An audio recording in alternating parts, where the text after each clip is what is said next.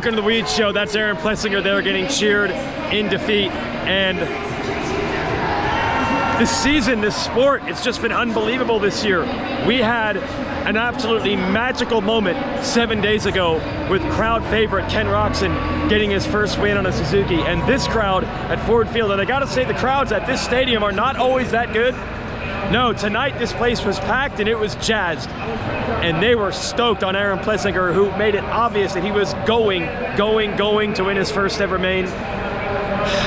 But he just missed. Feet off the pegs, got caught in a rut late. And almost the exact same thing that happened for Roczen, the dream win. Oh, it slipped away. And the guy that takes advantage is the guy that's lost a bunch of them that way, Chase Sexton. This time, he's the one that stays up late. He'll be better next time. It's gonna happen. It's gonna happen. We'll be right back.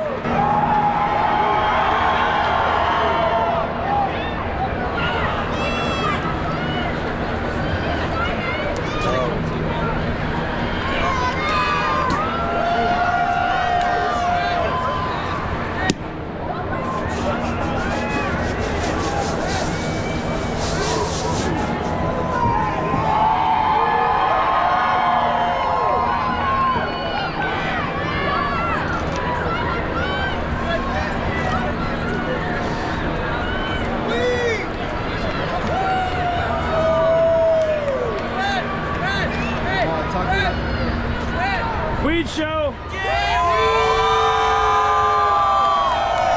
Yeah, man. I got media on all sides, bro.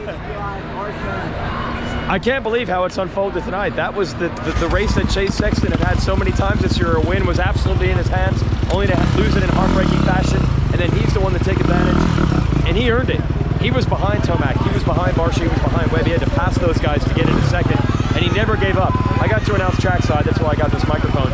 And he was digging, slowly but surely closing in. He wasn't going to catch Plessinger, but he never gave up on it. At one point, his mechanic Zim here put on the board, you can, all in, all those things. So sometimes persistence pays off. Obviously, it was the crash for Plessinger to open it up, but look, this is a guy who can speak to the other side of that story so many times. He's going to break it down now with his team. And by making up 3 points on Webb, who ends up second, that's a big step for Sexton to show that he is not out of it as far as his championship is concerned. And let Webb debrief with Ian Harrison, the team manager over here from Red Bull KTM. But overall, just a dynamite night. But the crowd didn't get what they wanted, which was that Plessinger win. It's all brought to you, of course, by Racetech and their Gold valves. You know that your suspension will be plusher, better bottoming resistance, more traction, made and engineered in the USA. There's Tomac breaking it down with his crew. But I'm going to go to the post-race press conference, hear what these top three guys have to say, and then after that, I'll report back. The amazing thing is to see these three on the podium. It is not as dominant as the statistics make it look. On the podium again, Webb, Sexton, Tomac, but Roczen was the better man last week, and honestly, Plessinger was the better man this week. So it's still a lot more wide open than it normally is at this time of year, and the points are still extra close. So if anyone can get in between them, it's going to make a huge difference. Celebrating the podium here, Honda's going to win both races. I wonder if we'll even get a double burnout here. Hi, Will. Hi. But a little drama. So a red light was on. There's a almost a triple jump, but it's only a double tonight. They took the middle jump out with the start crossed underneath. Anyway, at one point, Dean Wilson was down, and everyone rolled with the red lights on except Sexton. So I'm not sure what's going to happen. Generally, in this situation, riders are penalized points, not positions, which means Sexton should still be the winner tonight. This is all unofficial, and Honda gets to celebrate both wins. But if he does lose points, that is obviously huge for how close this championship is. Everybody right here. I know our Weege pre-race show is actually brought to you by the CRF 250R and CRF 450R, but might as well give the sponsor a shout out here in the post-race Weege Show. Great night for Honda to sweep both classes. We'll see how it shakes out in the points, the penalties potentially coming. I'll head to the press conference and we'll be right back. Press conference is over. Welcome back to the Weege Show and the good folks at Racetech backing us. So now we have breaking news. Chase Sexton penalized 7 points for jumping. He doubled a section with the red lights on. And in the press conference, he was asked about it. His defense was that it was Dean Wilson that was down in the section that caused the red lights to be turned on. And Chase said, I saw Deegan's up and riding, so I didn't exactly know what to do. I think the word he used was I was confused. But when you talk to people about these red cross or red lights on a jump situation, they want to make it clear whether there is a rider down or not. If the lights are on, don't jump, because they don't want the riders to have to make a judgment call of, is a guy down or not? What should I do? They just want it to be simple. Lights on, don't jump. Even if someone isn't down, if the light's on, don't jump, because then that makes the rule and what the rider should do in the heat of the moment as clear as it could possibly be. And this exact thing happened to Sexton last year at Thunder Valley, where he jumped the jump. There wasn't a rider down, but the red lights were on, and he still got penalized, even though the rider had already gotten up, I think, at that point, but there wasn't a rider down. But anyway, he still got popped. But that was only a handful of points, I think 2. This is 7. That might be the biggest penalty I've seen for this. But Cooper Webb, in his description of everything that went on, bye-bye Ford Field, it's been real. Cooper Webb, in his description, he felt like Sexton got around him. We know how good Cooper is late in the race, but he felt like Sexton really gained a big advantage when they rolled and he jumped. So maybe the penalty is apt, but 7 points, that is an absolute wrecker for Sexton as far as the championship is concerned, because he already had a little deficit to make up after last week. Eli Tomac said that the neck, he said he felt the neck wasn't quite 100%, but then later he kind of walked it back. Tomac has always been a no excuses guy, and he said the neck didn't affect him tonight. He was more upset. Yeah, so he said the neck isn't 100%, and then later he said it didn't affect him, so interpret that as you want. Sounds to me like the neck maybe did bother him a little bit, but he just doesn't like giving excuses. He was more lamenting that he took some bad lines. He thought the outside on this tabletop section would have been fine, but he got passed a bunch of times there and kind of had to reset after that. But he doesn't seem too concerned going forward, even though Tomac is now 3 points, I believe, behind Webb now, finishing behind him for the 2nd week in a row. And I don't even know what direction my hotel is, but why don't we take a nice tour of downtown Detroit. You're probably watching this and saying, whoa, be careful, it's scary. You're gonna be walking around at, see what time it is right now.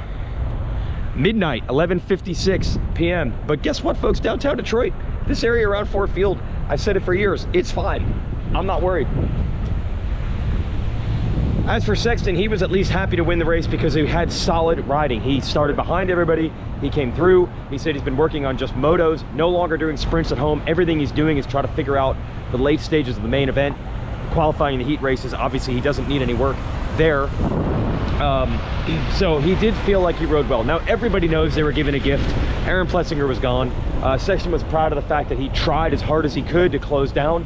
He knew he wasn't going to get him, but he also knew, because he's lived this himself, that anything can happen. I mean, Sexton has thrown away so many of these, so I think he was just saying to himself, what if Plessinger does? And he said, I knew how treacherous the whoops were, how beat down the track was, and also it was a guy trying to win his first race. So heads up there for Sexton to just say, hey, there's a chance he's gonna throw it away. I'm not gonna catch him, but I'm gonna go as hard as I can and put as much pressure on him as I can. And everybody was pretty heartbroken for Aaron. You know, he's a good dude, everybody likes the guy, and you know, nobody wants to win that way. Hopefully he's back and can finally snag one of these and justice will be served. Now on to the 250 class. Hunter Lawrence wins again. That's not a surprise. Believe it or not, Hunter is now tied with his brother Jet in both starts and wins in that class. I think he's one ahead of him on podiums, and I think they're even on top 5s and top 10s, like almost identical total Supercross results for the two Lawrence brothers. Nobody had that on the bingo card 3 years ago, that Hunter would potentially match or maybe even eclipse his brother Jet. And by the way, the big buzz is that Jet's definitely going to be on a 450 next year. Hunter will probably be back in the 250 class, so he's got a chance to rack up a ton more wins if he can stay healthy and keep things on track over this season and next. Yeah, that's a complete dead end. So I haven't found the hotel, but yeah, we'll give you the tour of the city. Hilton Garden Inn, I think that's it. Yeah, we'll go that way. Hi everybody. So Hunter Lawrence wins the 250 division. We all know what you're here for. Hayden Deegan, already a lightning rod for attention, already a YouTube star, already someone who has the crowd reacting to every single pass that he makes. I mean, they are erupting for this guy. We know he's a sensation. And now we have Hayden Deegan drama and controversy for the first time. I was wondering what would happen when we get to these crossroads, because the lightning rod for attention, he's got a ton of fans, but with that, of course, he's gonna have some haters as well. Now we gotta talk, because I don't know what was going on in that heat race. Hayden gets off to the early lead, crowd goes nuts. He's being challenged for the lead by his teammate Jordan Smith, and they just start the slow race. And I shouldn't say they, I mean Hayden did. He was slowing up in corners to just block Smith on the exit.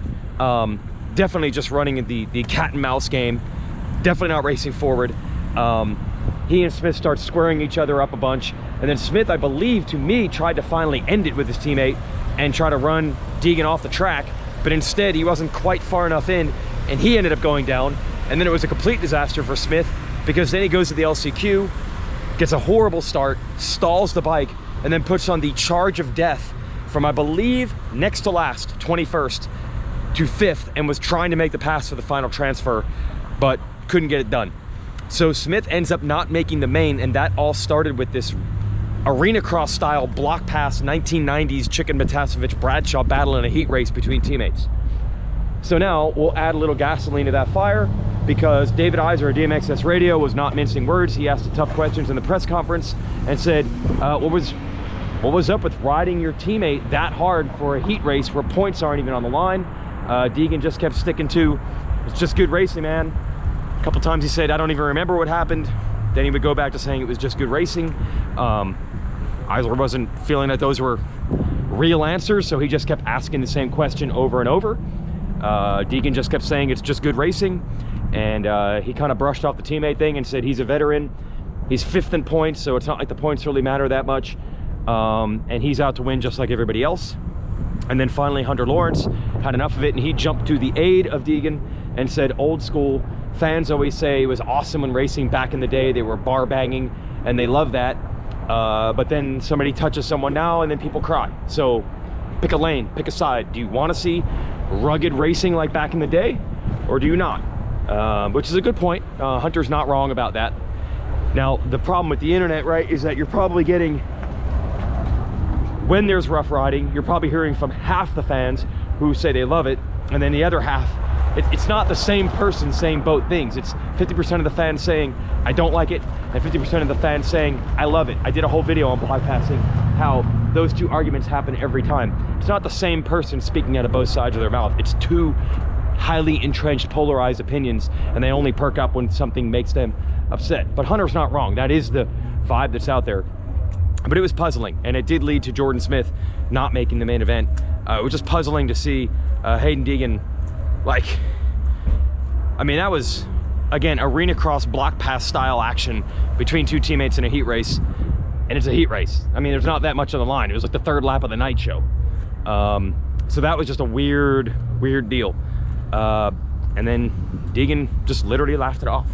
So now there we go. We've got the lightning rod we wanted. We've got the kid who gets the most attention, and now we've got a little drama and controversy. And to Hunter Lawrence's point, people are either gonna say, back in the day this was normal, so what's there complain about, or this is absolutely ridiculous. Be interesting to see how that shakes out. It's probably happening right now in the comments below this video, so have at it. I'm at my hotel. That's the Weege Show, brought to you by Race Tech. Another fantastic night of racing. I mean, the first couple laps of that main were unreal. So good. Just keeps on rolling. We'll see you next time.